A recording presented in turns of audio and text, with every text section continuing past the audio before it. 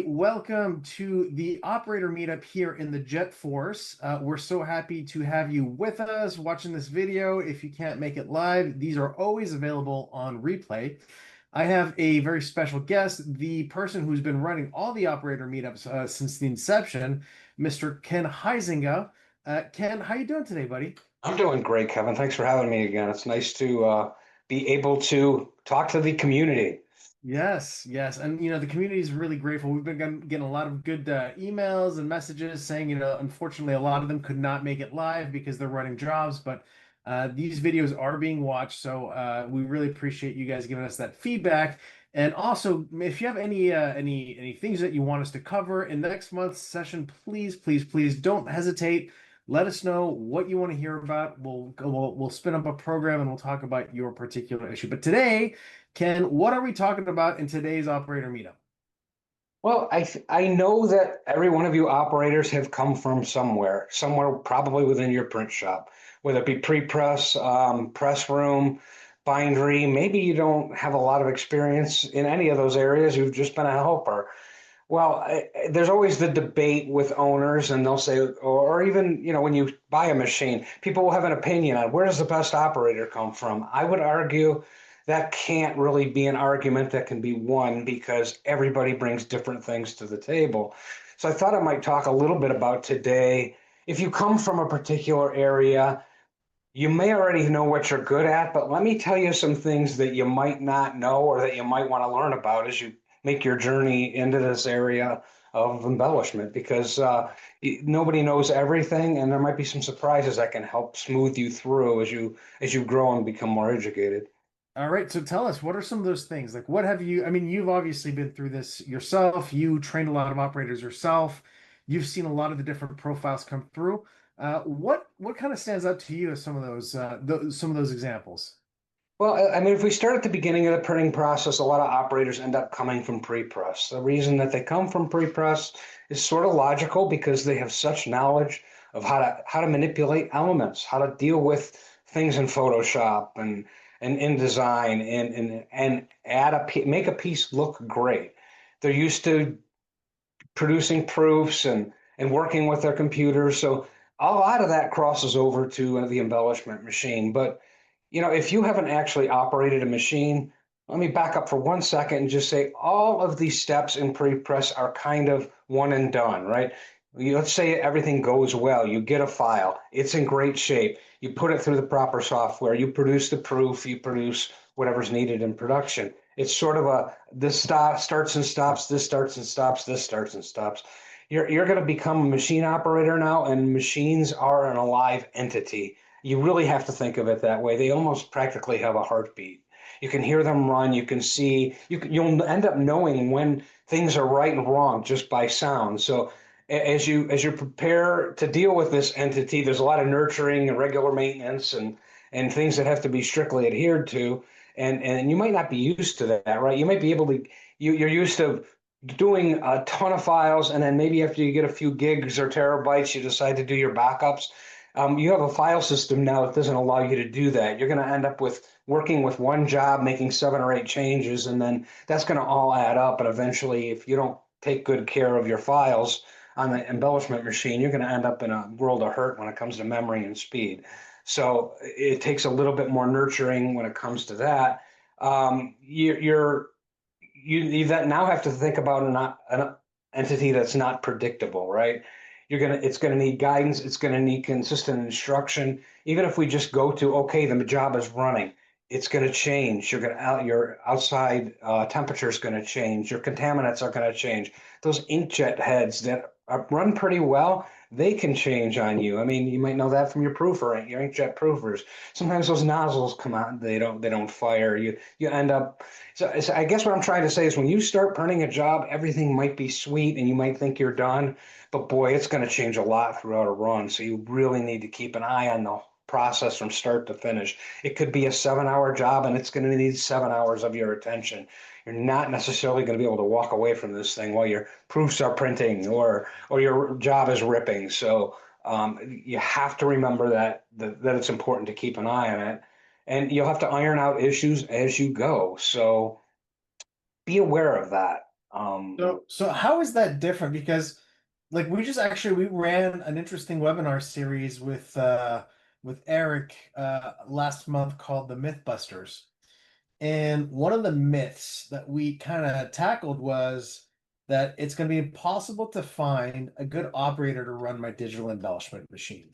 That I'm looking for a unicorn, somebody who has, I guess, tons of years of experience running equipment, but also understands computers and understands graphic art.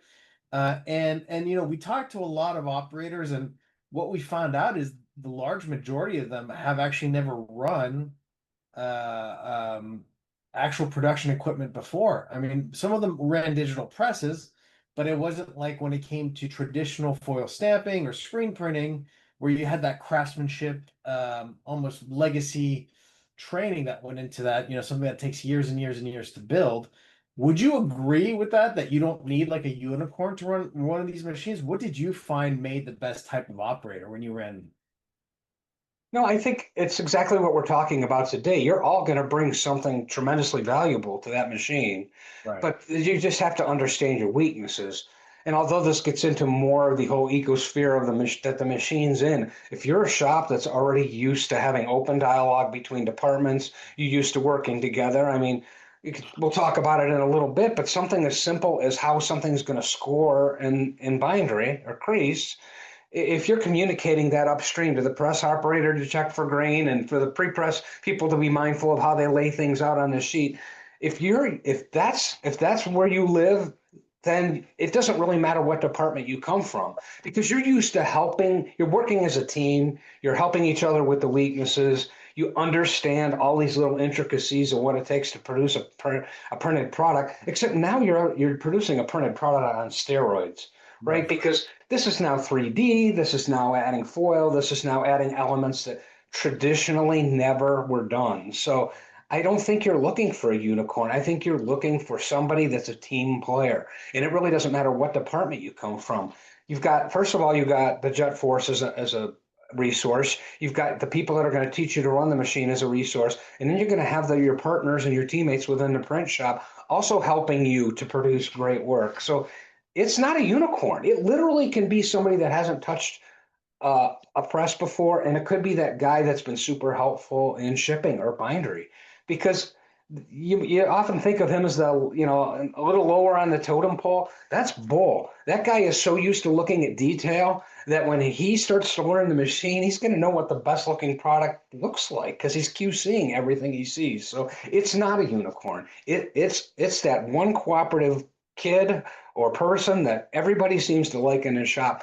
I bet you between what I've learned over the years and what you're going to learn from the people that bring everything to the table that he could potentially be your best operator.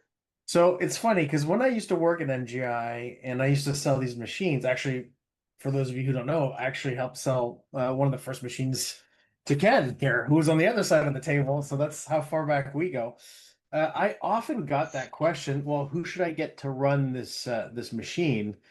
And our answer was kind of always very similar to what you just said. And I was wondering if you could kind of expand in it. It's find somebody who wants to do it. Because I think that passion, you look at all the greats out there, the great operators, it's not a machine, it's their machine. It's their baby. They understand exactly those little intricacies. They could put their ear to it. They understand how to make it hum. They almost make it like their machine. And that has always, in my opinion, or at least from my conversations, kind of resulted in the best operators. Would you kind of agree that obviously attitude and curiosity and just the want to do something is probably your overall best possible attribute you can have for this thing?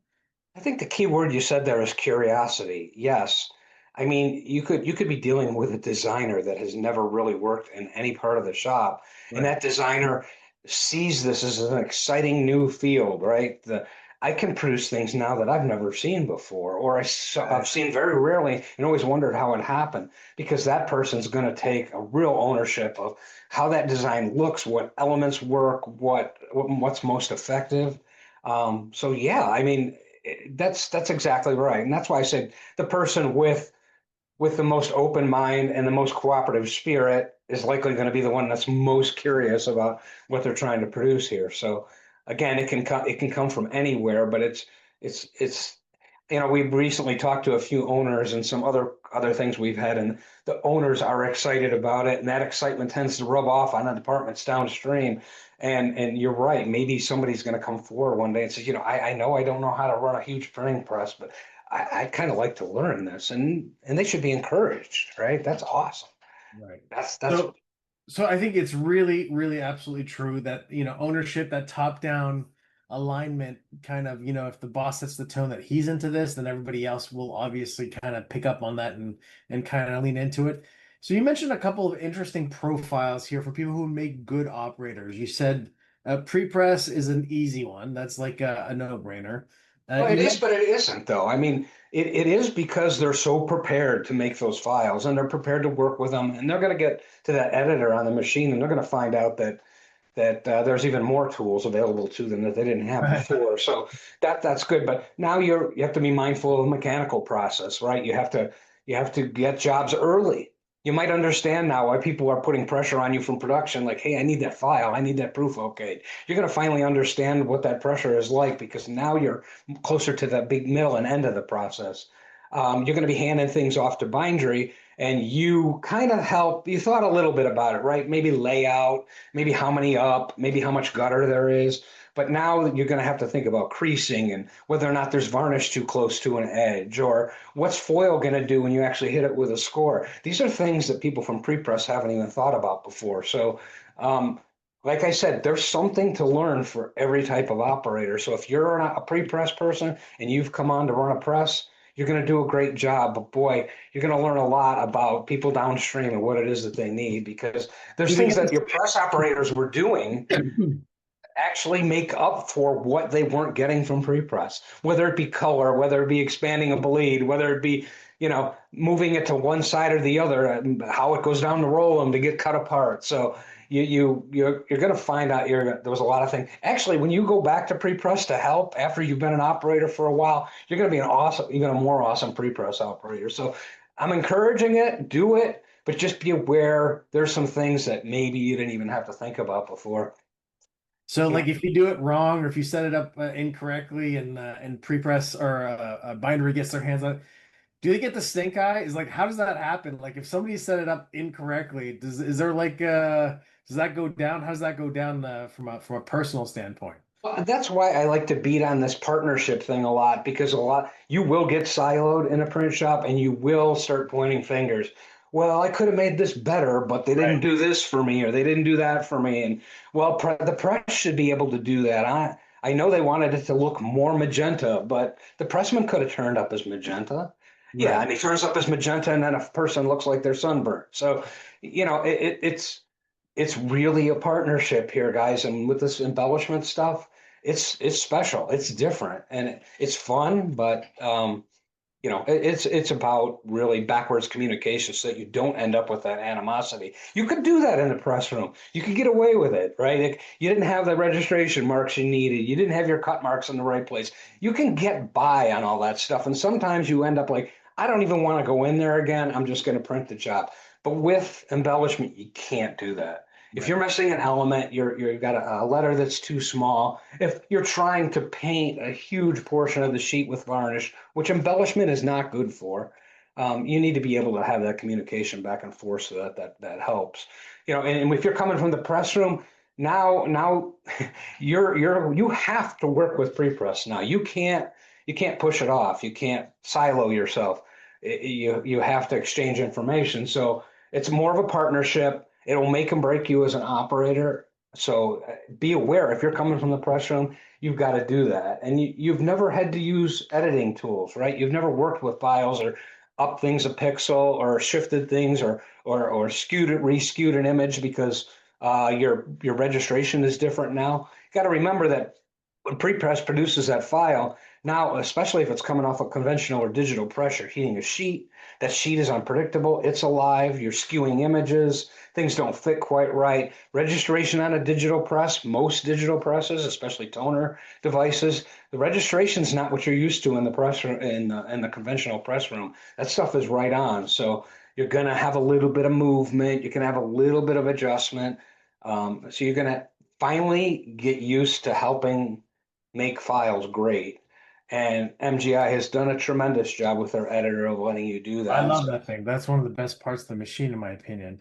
So if you have some setups, and I know you pressmen print a lot of setups and you have a lot of make readies, keep those sheets. And when those jobs disappear and you finally got it done, take them, go ahead. You're going to wonder, what is this crooked arrow for? Well, go ahead and push it and play with it and see what it does, and grow some images, and you know, every button on there you should know. If you don't, downtime is a great time for you to learn that. And once you learn that, now you're even a better partner to Prepress, because there's something that they may have forgotten, and now you as Right. an operator can correct it. So it smooths out that relationship. And you could say, hey, I was able to fix this, but next time, could you guys just maybe add this to your checklist when it comes to that? So, hey, what's the most unlikely place you've heard of a jet varnish operator coming from? Is there any? Um, 'Cause I know some weird ones, but like, what's the weirdest one that you've heard? I think it's just the general helper, the person that might be in mailing, catching envelopes and keeping them in order and putting them in a mail tray, Yeah. or helping at a cutter. Sometimes cutting gets laborious, and you're sliding things off to the side, and somebody's packaging them. That utility guy or gal, that's the one that really can be the surprising gem.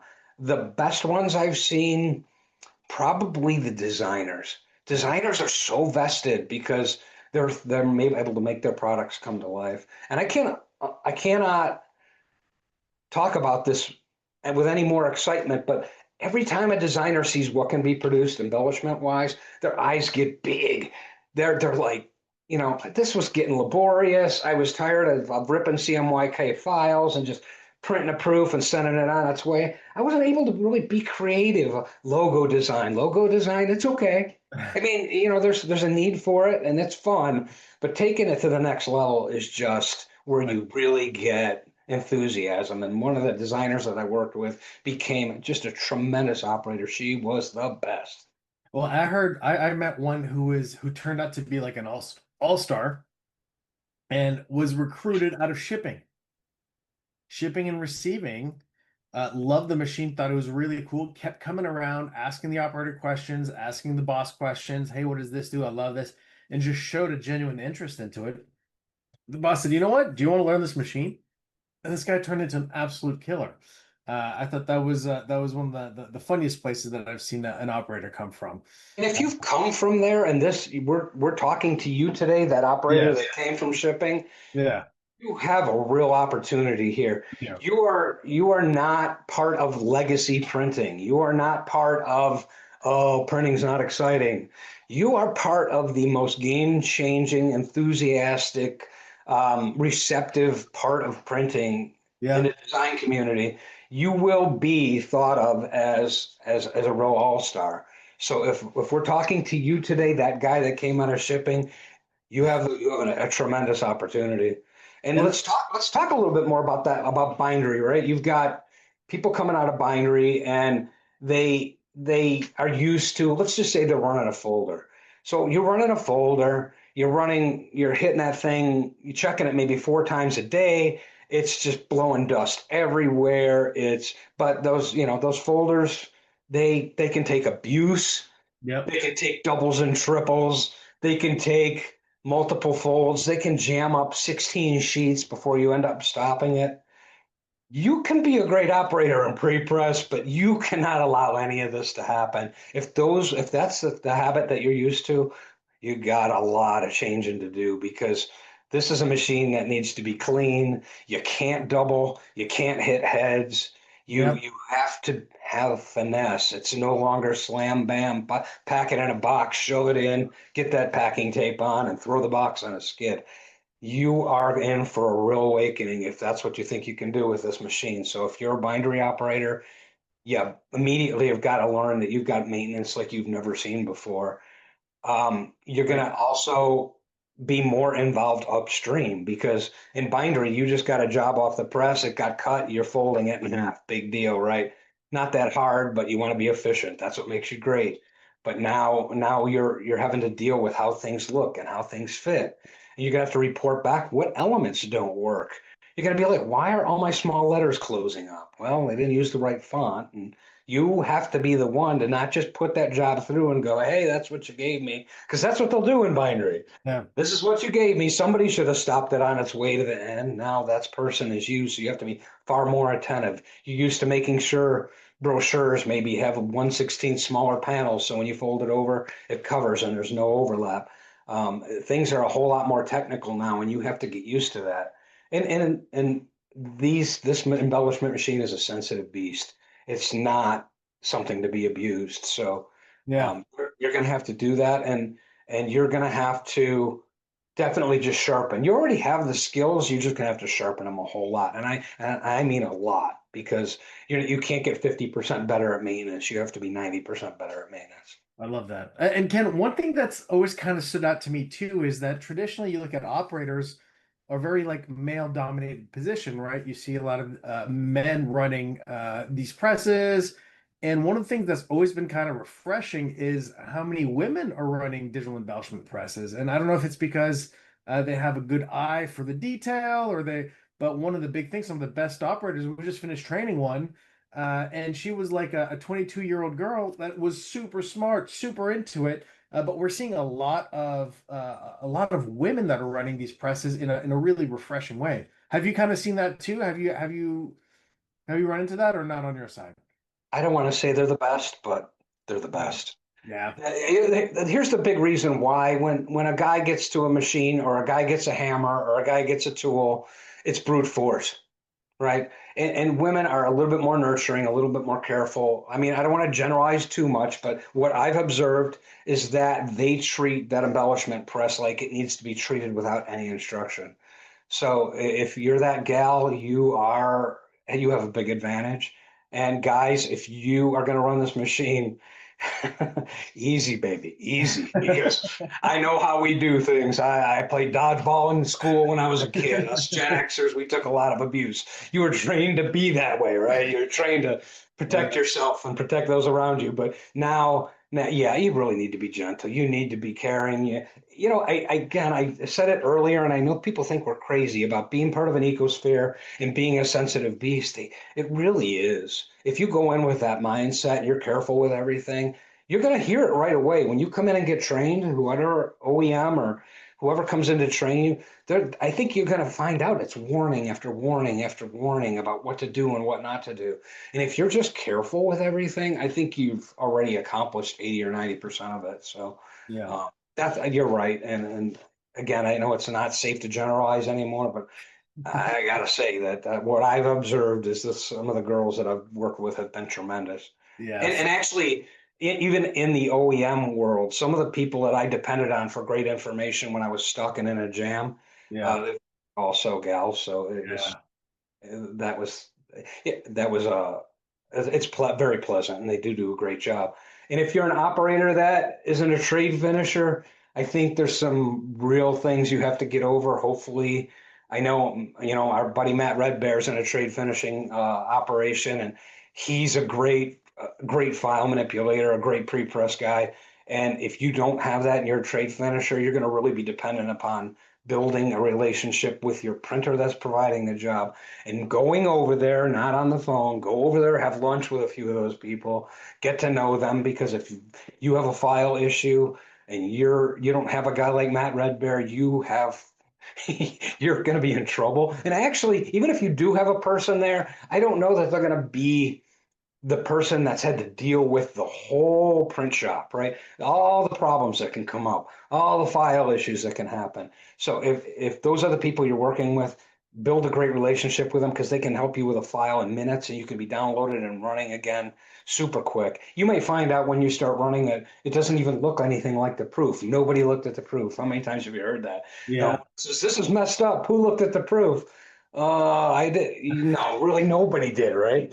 So look at the proofs. You're really at a loss now, because you're not getting it till the end. You're siloed off completely. Agreed. So you have to do that. You'll have to deal with curl sloppiness.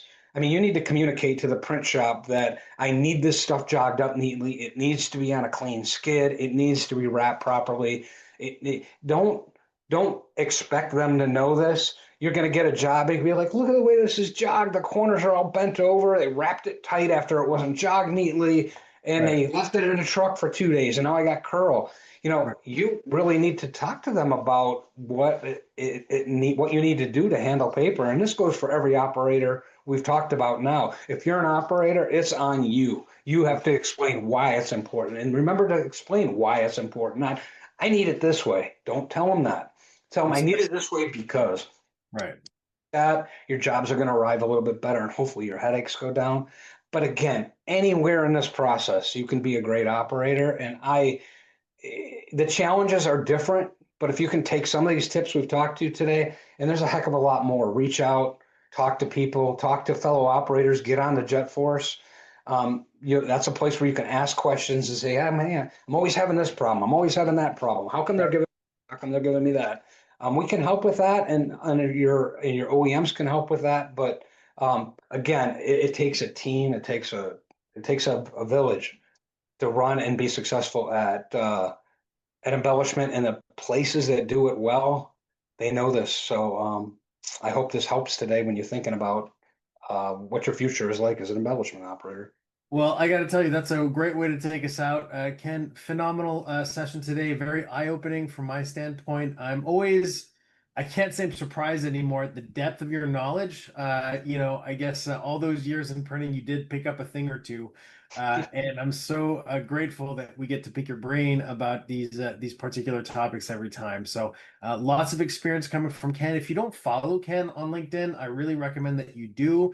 If you have any questions, you can reach out to him. You can reach out to the JETforce. We're here to help you to make sure that you are successful with your embellishment journey. That being said, ladies and gentlemen, thanks for joining us, and we will see you next week or next month. I'm sorry. Turning up